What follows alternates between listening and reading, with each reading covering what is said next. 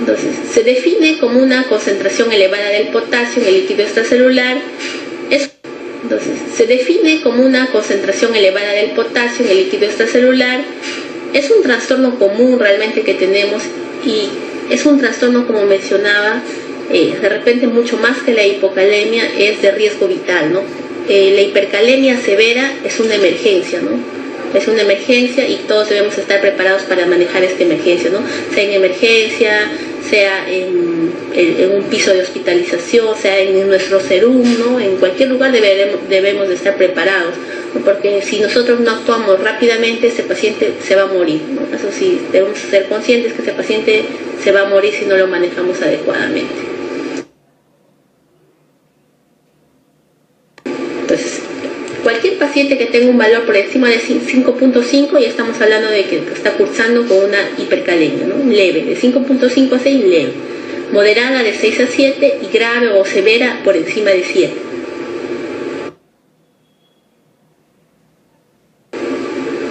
Entonces, tengo que tratar más o menos de orientar qué es lo que ha pasado con este paciente, por qué tiene un incremento del potasio. Puede ser que al paciente se le haya dado un incremento en el aporte de potasio alto y por eso el paciente esté cursando con hipercalemia. Puede ser una hiperpotasemia ficticia, como decían. Muchos pacientes que tenemos que llegan, por ejemplo, con una acidosis metabólica severa, cursan con hipercalemia, pero uno les va corrigiendo la acidosis y mejora la hipercalemia, ¿no es cierto? Que hay una disminución de la exudación renal, pacientes con falla renal aguda, insuficiencia renal crónica, que en esos pacientes usualmente van a ser pacientes que cuando ustedes los vean van a tener valores altos de potasio, ¿no? Un paciente, por ejemplo, que se dializa va a tener usualmente valores por encima de 5 puede tener, y el paciente lo tolera perfectamente, ¿no? Diferente a que sea algo agudo y que el paciente con 6.5, por ejemplo, ya puede hacer alteraciones electrocardiográficas. No es usual, pero se puede presentar, ¿no? Entonces, como decía, la severidad no va a definirse tanto por los valores, sino por la repercusión sistémica en el paciente, ¿no? Entonces, si tiene un valor que no llega al valor de severa, pero tiene bradicardia, unas tepicuras en el electrocardiograma, yo ya estoy hablando de que esto es una hipercalemia severa, ¿cierto? Bueno, y el incremento de la liberación de potasio desde las células, ¿no? Como hablábamos, el síndrome de lisis tumoral, algo muy importante que no debemos olvidar, ¿no? El paciente va a hacer destrucción celular y va a ser una hipercalemia por dicho motivo.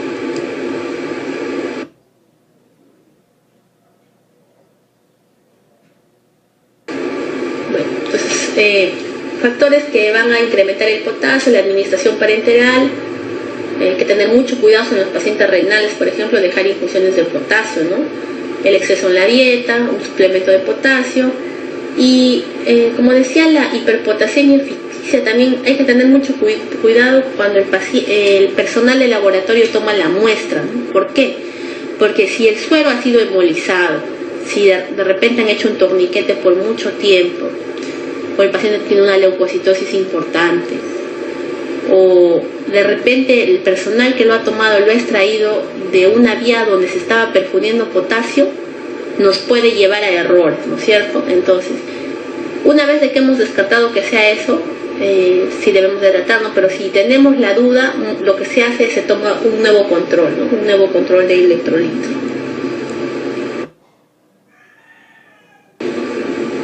Bueno, el incremento de la liberación de potasio desde las células, la acidosis metabólica, como mencionaba, el déficit o resistencia a la insulina, los estados hiperosmolares, la hiperglicemia, la destrucción celular, la rhabdomiolisis, los pacientes gran quemados, los pacientes politraumatizados también, ¿no?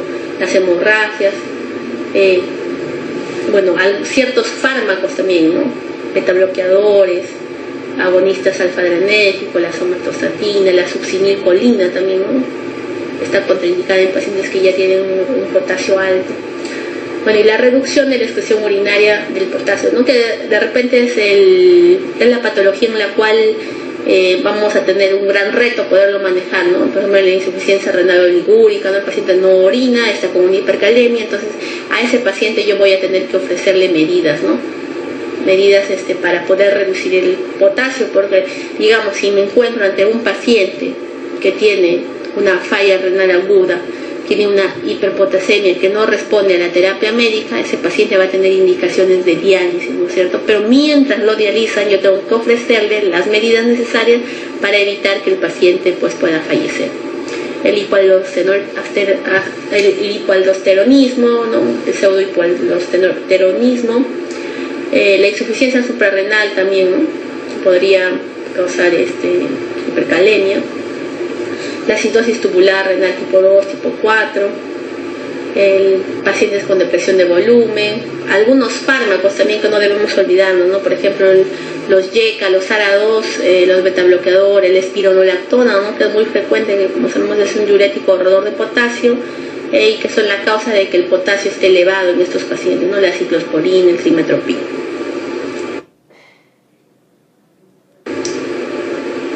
Entonces, dentro de la clínica, de las manifestaciones clínicas que va a tener el paciente puede tener debilidad, parálisis flácida, puede tener parestesias, ¿no? Tetania. Ahora, a nivel electrocardiográfico, como mencionaba, ¿no? Cuando el potasio está por encima de 6, yo voy a tener unas ondas T angostas y unas ondas T picudas. ¿Y a qué voy a llamar onda T picuda, no? Porque a veces queda mucho la duda de qué es una onda T picuda. Es aquella en la cual en las derivadas precordiales la onda T va a ser más alta que el complejo QRS, ¿cierto? Bueno, si el paciente tiene, por ejemplo, unos valores entre 6 y 6.5, ya va a haber un PR, un QT prolongado, y pacientes que ya tengan un potasio por encima de 7, pues no, va a desaparecer la onda P. Ese es el paciente que puede hacer arritmias, bloqueos, paro cardíaco, ¿no?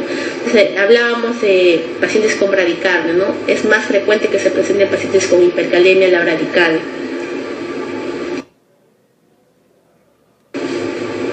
Entonces, acá tenemos ejemplos, aumento de la amplitud de la onda T, la onda T picuda, que era la que les mencionaba, el PR prolongado.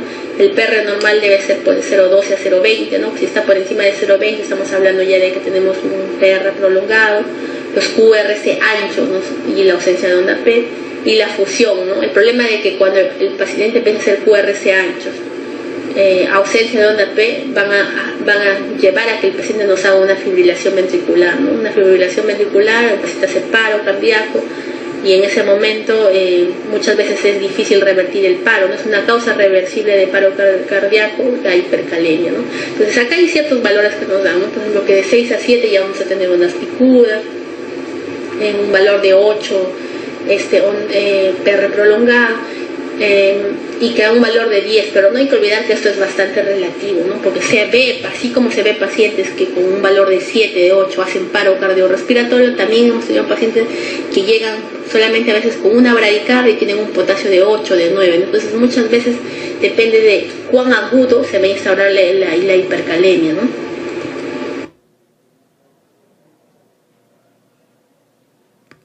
Entonces, debemos recordar que la principal medida del paciente con hipercalemia es reducir el riesgo de las arritmias cardíacas, o sea, cardioprotección. Y para eso tenemos un medicamento que es el gluconato de calcio al 10%. El gluconato del calcio al 10% yo lo voy a administrar en un bolo a ese paciente, ¿no? Y esto va a antagonizar el efecto de la despolarización de la que está causando la hipercalemia, ¿no? Va a reducir la excitabilidad de la membrana cardíaca, y con esto yo estoy asegurando de que el gluconato de calcio no se utiliza para bajar o para disminuir el valor del potasio, no se utiliza solamente para estabilizar la membrana cardíaca y evitar que el paciente haga arritmia, ¿no?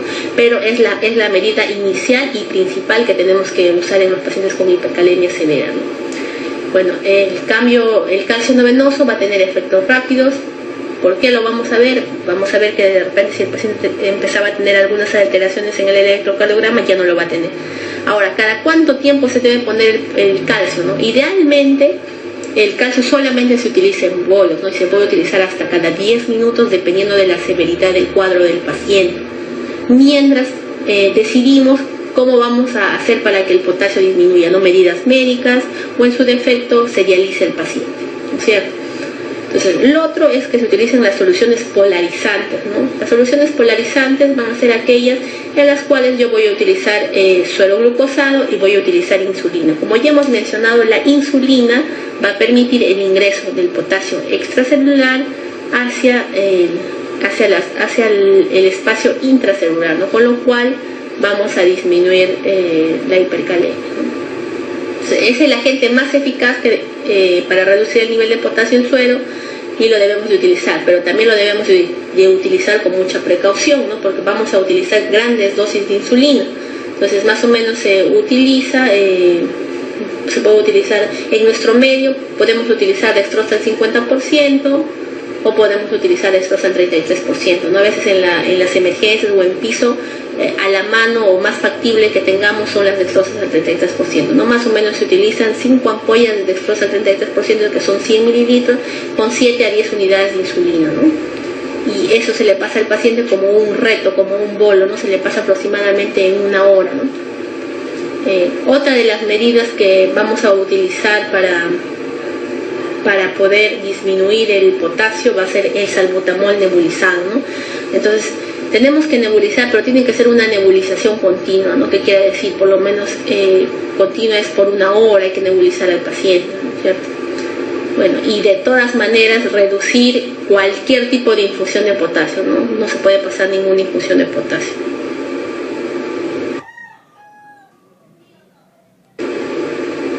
Bueno, como estábamos el calcio al 10%, ¿no? Que viene de 10 mililitros las ampollas, y que, bueno, como estábamos mencionando, el gluconato de calcio al 10%, ¿no? Que viene de 10 mililitros las ampollas y que se debe pasar en bolo, ¿no? Es de repente una de las pocas indicaciones en la cual se pasa gluconato de calcio en bolo.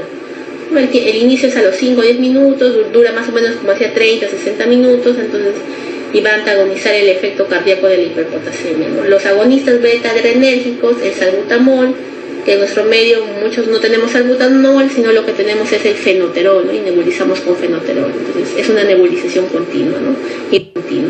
Igual, ¿no? El inicio es más o menos continua, ¿no? Igual, ¿no? El inicio es más o menos de 5 a 8 minutos, y lo que hacen igual van a continua, ¿no? Igual, ¿no? El inicio es más o menos de 5 a 8 minutos, y lo que hacen igual van a introducir el potasio a continua, ¿no? Igual, ¿no?